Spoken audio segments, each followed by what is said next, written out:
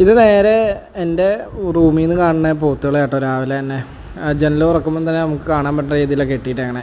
അറിയാം, നമ്മൾ തൊട്ട് ഇപ്പുറത്തെ പറമ്പിലാണ് കെട്ടിയേക്കണേ. അപ്പോൾ ഇനിയിപ്പോൾ ആരെങ്കിലും രാത്രി എന്തെങ്കിലും സൗണ്ട് കേട്ടാലോ അല്ല എന്തെങ്കിലും കേട്ടാൽ പെട്ടെന്ന് നോക്കാമല്ലോ എന്ന് ഓർത്ത് അങ്ങനെ കെട്ടിയിട്ടേക്കണേ.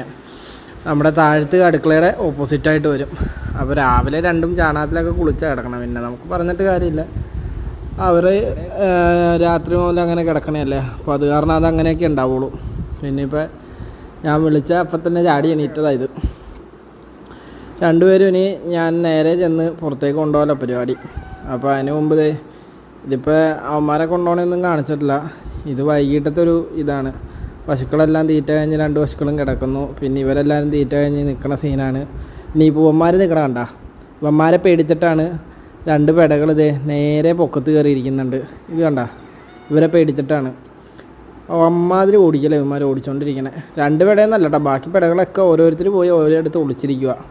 ഇനി ഞാൻ ഇവന്മാരെ പിടിച്ച് കയറ്റാതെ ഒരു രക്ഷയില്ല. ഇവൻ ആള് കുറുങ്ങാലിയാണ്, പൊക്കയില്ല. ഇവന്മാരെ 3 പേരുണ്ട്, പക്ഷെ എന്നാലും ഓടിച്ചിട്ടാണ് പിടിക്കണേ ഇതുങ്ങളെ. അത് കാരണം അതുങ്ങൾക്കൊക്കെ നല്ല പേടിയാണ്.